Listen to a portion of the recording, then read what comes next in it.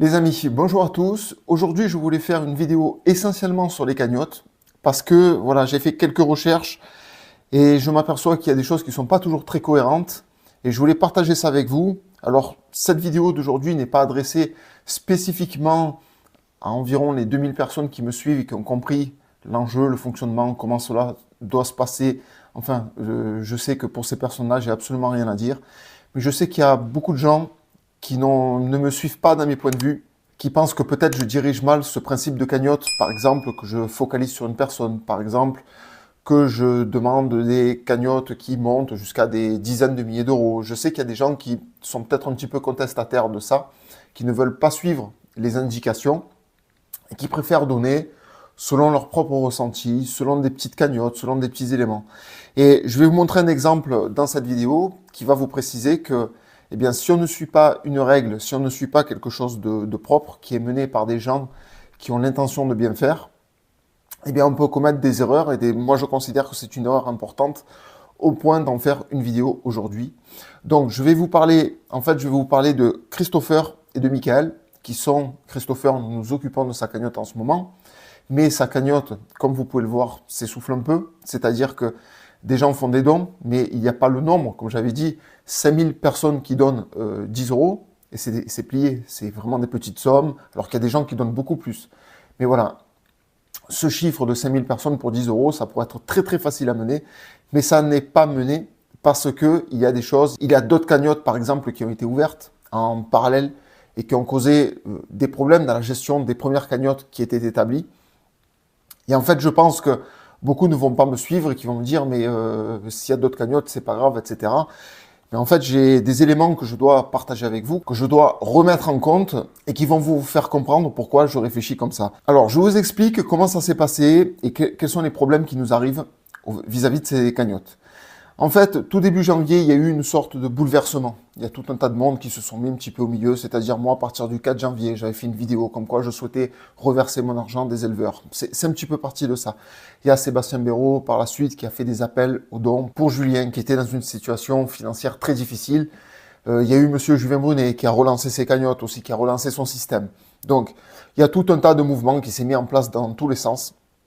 Et c'est vrai que l'appel qui a été fait pour Julien, ça a été quelque chose d'incroyable parce qu'il y a eu des dons qui ont été très très rapidement faits.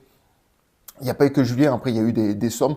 Je sais que la cagnotte de M. Julien Brunet a pris des dizaines de milliers d'euros. Je ne sais pas combien il a pris, mais je ne sais pas, entre 30 et 60 000 euros de dons. J'avais fait mes calculs à peu près. Pour le mois de janvier, il a eu, sous toutes les formes de cagnottes qui ont existé, environ autour de 200 000 euros de dons. Donc ce n'est pas une question de montant des dons le problème. Le problème, c'est une question de canalisation.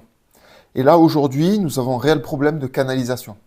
Donc, je sais que cette cagnotte de Christopher a été ouverte le 14 janvier. On en a parlé publiquement depuis le 14 janvier, comme quoi ça date.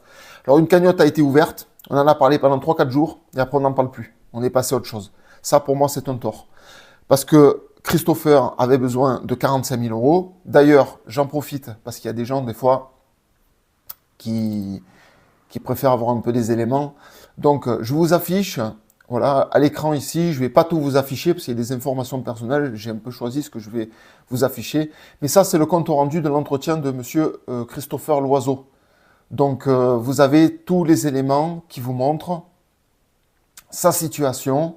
Et là, je vous mets le deuxième, qui vous montre alors que la banque refuse de couvrir une demande de découvert de 20 000 euros, toujours en attente de réponse, donc il n'aura jamais.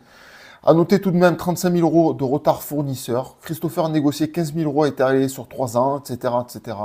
Au final, le besoin serait évalué à 45 000 euros, intégrant le matériel de sécurité installé. Une cagnotte a été lancée par Frédéric. Actuellement, elle a déjà récolté 35 000 euros, 23 000 euros de cagnotte et 12 000 euros de dons, sachant qu'il y a quand même eu un appel de Sébastien le 14 janvier pour démarrer cette cagnotte. Elle a plafonné à 16 000 euros et après on n'en parlait plus. Donc si il finissait sa cagnotte avec ses 16 000 euros, dans 6 mois il revient et si on ne peut pas lui faire de cagnotte, c'est une entreprise qui disparaît. Voilà le résultat de s'occuper de multiples cagnottes dans tous les sens et de faire n'importe quoi. C'est ce que je pense. Ensuite, moi, ce qui m'a vraiment gêné, le problème, le plus gros problème de pourquoi je fais une vidéo aujourd'hui, c'est que le 16 janvier, Michael a appelé à l'aide.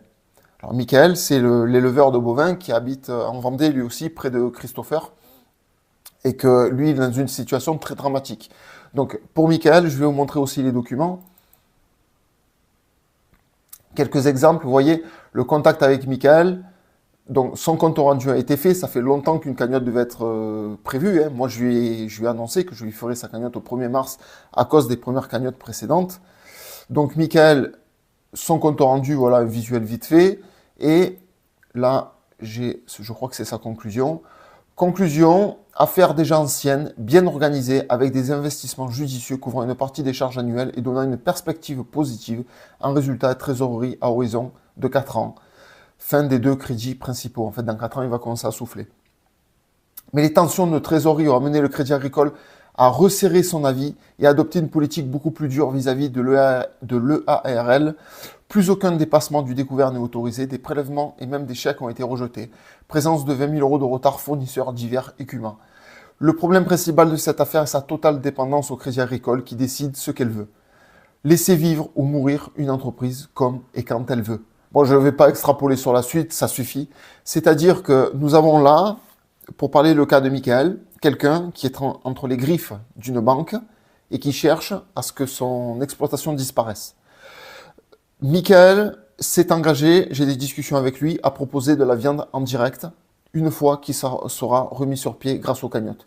Donc c'est quelqu'un qui reconnaît la bienveillance des gens, c'est quelqu'un qui est touché vraiment par le comportement humain qui se passe autour de lui, et c'est quelqu'un qui est prêt à rendre ce que nous allons lui donner. C'est quelqu'un qui va permettre de faire du direct dans la viande bovine non vaccinée. Il habite dans une région où les vaccins ne sont pas en cours encore, il n'y a pas lieu de ces vaccins. Ces vaches ne sont pas vaccinées. Donc il y en a qui disent oui, la parole, je vous le dis que ces vaches ne sont pas vaccinées. Donc là, nous avons encore la chance de consommer une viande de qualité et Michael s'engage à servir la population comme ça. Et ce qu'il se passe, pourquoi, je vous dis, mais je fais cette vidéo pour ce sujet. Michael a appelé à l'aide le 16 janvier. Le 16 janvier, son nom a été cité dans les vidéos. Michael. Moi, je sais que j'ai été en contact avec lui. Je lui ai dit le 14 janvier, il y avait déjà Christopher qui était prévu. Et ce qui se passe, c'est qu'il y avait Julien. Et juste après Julien, je me suis occupé de Nathalie, l'éleveuse de fromage de chèvre, qui a réussi, que tout le monde a en contact aujourd'hui. Et j'ai vite fait cette cagnotte de Nathalie pour qu'au 1er février, je puisse démarrer la cagnotte de Christopher, qui avait fait un appel le 14 janvier. Il faut bien marquer les dates dans tout ce que je vous raconte. C'est ça qui est le plus important. Le 14 janvier, Christopher fait un appel à l'aide. J'ai un contact avec lui. Sa cagnotte est démarrée, malgré qu'il fallait que je fasse la cagnotte de Nathalie. On a réussi un petit peu à faire les 2 cagnottes. Nathalie, je suis arrivé au bout. À 2 000 euros près, on était bon. Donc, Christopher, je lui ai promis, le 1er février, je fais une vidéo pour compléter ta cagnotte pour obtenir les 45 000 euros, comme les images que vous avez vues tout à l'heure. Parce que s'il n'a pas 45 000 euros, c'est un éleveur qui va réapparaître dans 1 an, dans 6 mois, 1 an, je ne sais pas exactement, qui va appeler à l'aide. Nous ne pourrons peut-être pas l'aider, c'est quelqu'un qui va mourir. C'est une entreprise qui va disparaître. Voilà le risque qu'on encourt parce que on n'arrive pas à compléter la cagnotte de Christopher. Sachant, je le rappelle encore une fois, qu'en janvier, si vous faites la totalité de tous les dons, de toutes les cagnottes que j'ai comptabilisées, qui tournent autour des 3 personnes, c'est-à-dire moi, Sébastien Béraud et Alexandre Juvin-Brunet, je peux vous faire le décompte si quelqu'un me le demande, il y a eu environ autour, minimum, entre 150 000 et 200 000 euros de dons en janvier. Donc en février, on peine à trouver 15 000 euros. Alors je vais continuer, je vais vous expliquer la suite. Le 16 janvier, Michael appelle à l'aide. Je lui dis, bon, j'ai la cagnotte de Christopher début février. Si ça va très vite, comme en janvier, on pourra très vite basculer sur toi, faire ta cagnotte de 50 000 euros. Voilà. Michael, c'est 50 000 euros. Obama, c'est 40-45 000 euros. S'il n'a pas minimum 40 000 euros, déjà 40 000 euros, ça ne sera pas la panacée. Mais s'il n'a pas minimum ça, c'est mort. Son entreprise, elle va disparaître. Donc, je lui dis le début février, écoute, pour plus de sécurité, février, on s'occupe de la cagnotte de Christopher, on la complète, au maximum qu'on puisse être. Et au mois de mars, j'attaque ta cagnotte, et c'est pareil pour Sophie et Frédéric Reynaud, qui arriveront par la suite. Sophie en avril et Frédéric Reynaud en mai. Vous voyez, j'essaie vraiment d'étaler ces cagnottes. Et bien sûr, entre-temps, des gens me contactent. Ils ont vu que la cagnotte, on peut gagner 10 000 euros en 48 heures. Des gens me contactent, mais je leur dis, je ne peux pas. je suis engagé avec des gens. Et ce qui se passe, c'est que depuis juillet, il y a des cagnottes qui ont apparu dans tous les sens. Et bien sûr, il y a des engagements, alors des cagnottes qui ont été appelées plus tard. Je vous dis par exemple, le 29 janvier, Marion a fait appel pour sa cagnotte. Je comprends très bien, c'est bien ce sont des gens qui sont dans la difficulté, et c'est bien qu'il y ait une cagnotte qui ait pu les sauver. Mais c'était le 29 janvier. Et depuis le 16 janvier, Michael attend. Michael, son entreprise, dans 3 mois, elle va disparaître. Mais il attend. Et on lui a promis quelque chose et il attend. Ensuite, il vient le 2 février, Philippe. Alors Philippe, c'est une cagnotte, c'est pas énorme, c'est 6 000 euros. Mais c'est pareil, ça amenuise les dons de ceux qui attendent depuis le 14 janvier, depuis le 16 janvier. Il y a eu entre-temps, ça c'est, on va dire c'est ma faute, mais j'ai essayé de faire une micro-cagnotte très courte, Sophie, qui était vraiment en difficulté. Ils avaient plus de quoi manger. Donc j'ai dit, bon, on va essayer de faire quelque chose. C'était fin janvier, j'ai fait une cagnotte express sur 48 heures avant d'attaquer la cagnotte de Christopher, en espérant que ça n'entache pas trop la cagnotte de Christopher. Et j'ai fait une mini cagnotte de 4 000 euros pour la faire tenir. Je dis comme ça, au mois d'avril, on pourra faire la cagnotte. Et ce qui se passe, c'est que les cagnottes apparaissent les unes derrière les autres, les unes sur les autres. Il y a des gens qui jouent le jeu, qui sont dans une difficulté extrême. Vraiment mal. Je vous dis que Michael, dans cette situation, il est vraiment mal. Il attend depuis le 16 janvier. Alors on parle de lui, après ça tombe dans l'oubli, après on en reparle, ah, il y a une nouvelle cagnotte qui apparaît. Et depuis le 16 janvier, il attend. Et moi, ce que je vais vous dire, c'est que quand je vois aujourd'hui la tournure que ça prend, ça change toujours sur le potentiel. L'énormité de dons qui ont été faits en janvier, la capacité de dons qui ont été faits en janvier. En février, là, pour l'instant, je vois pas tous ces dons. Par exemple, depuis le 1er février, je vois que pour Christopher, j'ai réussi à réunir un peu plus de 10 000 euros. Alors, je suis tout seul à m'en occuper. Il n'y a plus personne qui parle de Christopher. Christopher, il attend depuis le 14 janvier. Il y a personne. Il y a des cagnottes à 100 000 euros qui existent. Christopher, il y a rien qui se met en place. Il n'y a rien du tout. Donc, écoutez, on va faire ce qu'on peut pour finir le mois. Je me suis engagé avec Christopher. Je vais tout faire pour qu'il ait ses 45 000 euros. C'est pour ça que je fais cette vidéo aujourd'hui. Et je sais que le mois prochain, je vais attaquer la cagnotte de Michael. Mais ce qui va se passer, c'est que si pour Michael, ça se passe la même chose, on va réunir 10 15 000 euros. Et 15 000 euros, on va lui donner ça. Dans 6 mois, il va fermer sa ferme parce qu'il ne pourra pas s'en sortir. Il sera toujours à découvert, il sera toujours dans la problématique. Et pourquoi? C'est pas pour dire aux 2000 personnes qui me sont fidèles, vous, j'ai absolument rien à dire. Vous êtes exemplaires, je sais ce que vous faites, je sais que vous avez compris les enjeux. C'est un petit don tous les mois. Mais c'est toutes ces personnes qui ont réagi avec des sentiments, avec des ressentis, qui ont fait un peu n'importe quoi. Je suis désolé. On ne peut pas faire des dons à quelqu'un qui est à Paris, qui vous fait un appel aux cagnottes aujourd'hui ou demain, alors qu'il y en a qui attendent depuis 3 semaines et qui sont vraiment en situation extrême, en situation critique extrême. On ne peut pas fonctionner comme ça. Parce qu'il y a des gens qui se retrouvent sur le carreau, parce qu'il y a quelqu'un aujourd'hui, oh, je suis dans la problématique, j'ai besoin d'être aidé. Mais si on fonctionne comme ça, c'est 5, 10, 15 personnes par jour qui vont nous demander de l'aide. Et on va faire quoi? On n'est pas Jésus, on peut pas sauver la terre entière. On peut essayer de traiter. Je vous ai dit, moi, j'avais déjà la prétention d'aider une douzaine de fermes par an. C'est-à-dire une ferme par mois, 12 par an. Si on arrive à faire ça à hauteur de 50 000 euros par ferme, mais c'est déjà quelque chose d'incroyable, d'incroyable. Et si après il y a des fermes un petit peu moins et qu'on peut donner des coups de pouce à des cagnottes qui sont moins importantes, je sais pas, un mois précis, il y a une ferme, il faut que 30 000 euros et on peut faire une cagnotte à 10-15 000 euros à côté, mais c'est parfait, pourquoi pas, on peut en faire 2. Mais pour l'instant, c'est vraiment du très haut niveau de demander 50 000 euros par mois parce que le public n'est pas là. Je vois que l'attente n'est pas là. Ou alors je suis tout seul, je ne suis pas assez médiatisé, je ne suis pas assez visibilisé. Mais quand je pense qu'une simple vidéo à la con en mois de janvier a permis de réunir 50 000 euros en une semaine, et aujourd'hui on a un mois entier, on n'arrive pas à faire 15 000 euros, c'est ça qui me fait peur. Quand je sais que le mois prochain, Michael, il compte sur nous, franchement, je me suis engagé avec lui. Vous imaginez pas le mal que ça me ferait moi-même de ne pas réussir à lui gérer sa cagnotte, à faire il lui faut 50 000 euros. Je vous le dis, minimum, il lui faut 45 000 euros. Mais là, à l'allure où ça va, et j'incrimine absolument pas les personnes qui suivent ma chaîne et qui sont assidues, et vous êtes hors sujet, vraiment, je tiens vraiment à le dire. Mais il y a eu des milliers de personnes qui, depuis janvier, qui se sont investies, mais ils se sont investis un petit peu à la carte. Ah, lui, il me fait de la peine, je donne un peu d'argent.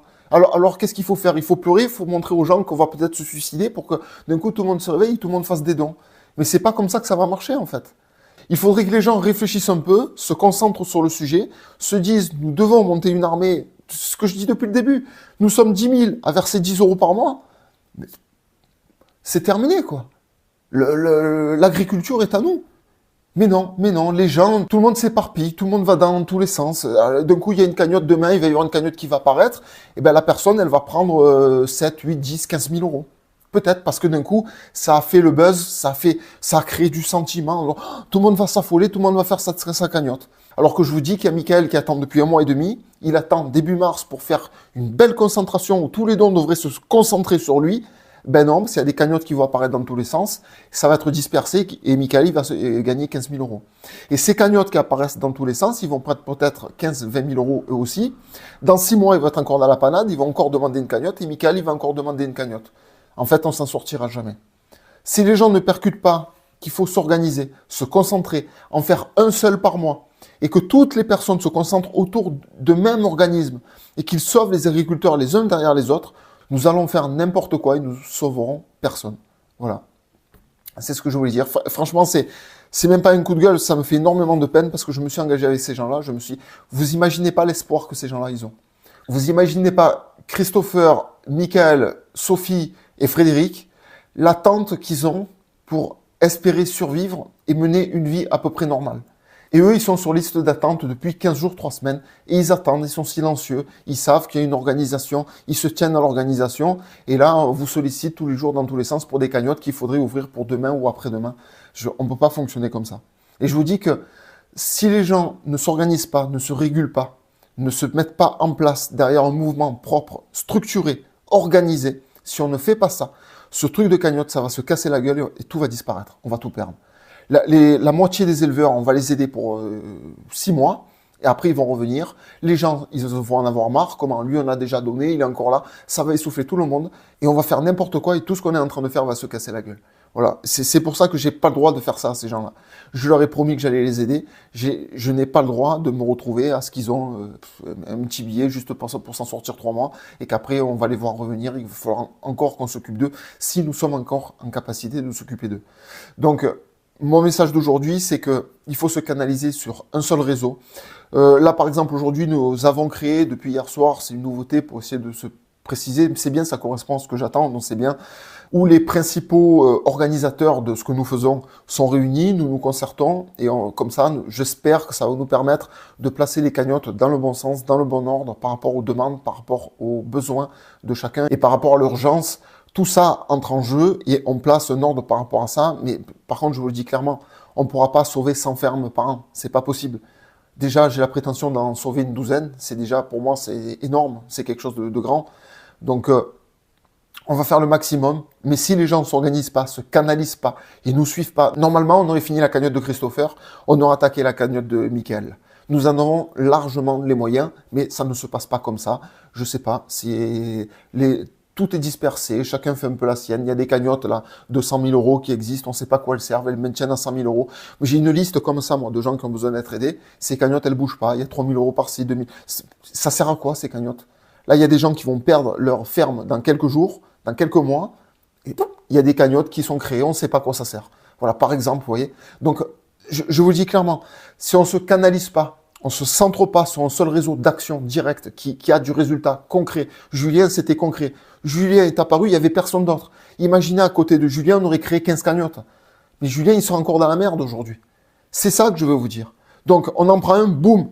Tout le monde, des milliers de gens, tout le monde, on se canalise, on est sur lui. On en prend un deuxième, on est sur lui. Un troisième, on est sur lui. Il y a quelqu'un qui apparaît, on le met dans la liste d'attente. Et quand ça sera son tour, si c'est toujours bon, on le met sur lui. Et des gens qui se retrouvent avec des 100, 150 000, 200 000 euros de dette, ceux-là, je suis désolé, mais il faut qu'ils fassent un redressement, il faut qu'ils aient un étalonnage avec la banque, ou qu'ils partent en liquidation.